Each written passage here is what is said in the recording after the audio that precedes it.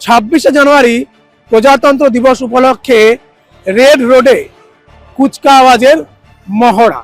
16 জানুয়ারি থেকে একেবারে 22শে জানুয়ারি পর্যন্ত 5 দিন 16, 17, 19, 20 এবং 22 এই 5 দিন ভোর 4টে থেকে সকাল 9টা পর্যন্ত রেড রোডে চলবে কুচকাওয়াজের মহড়া, যার জেরে ওই সময়ে যান চলাচল রেড রোডে সম্পূর্ণ নিষিদ্ধ থাকবে। কলকাতা পুলিশের তরফ থেকে ইতিমধ্যেই নির্দেশিকা জারি করে বলা হয়েছে ওই দিনগুলোতে স্বাভাবিকভাবেই যারা গাড়ি নিয়ে বেরোচ্ছেন এবং বাস থেকে শুরু করে অন্যান্য যানবাহন তাদের জন্য পথ নির্দেশিকা বলে দেওয়া হয়েছে।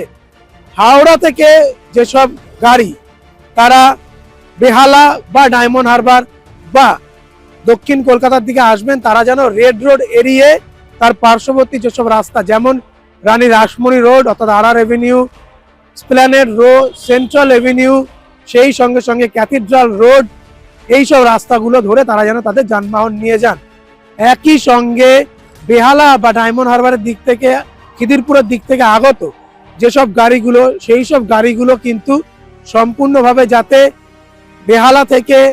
কলকাতার দিকে আসতে যে এজেসি বোস রোড এবং সেই সঙ্গে হেস্টিংসের যে রাস্তা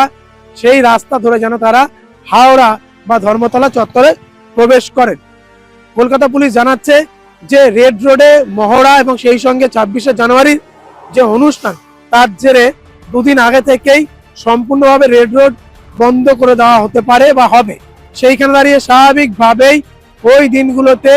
সম্পূর্ণ যান চলাচল নিষিদ্ধ থাকবে রেড রোডে, যেই কারণে এই যে 5 দিন একেবারে 16 থেকে 22 এবং সেই সঙ্গে 26শে জানুয়ারি এই সম্পূর্ণ দিনগুলোতে কিন্তু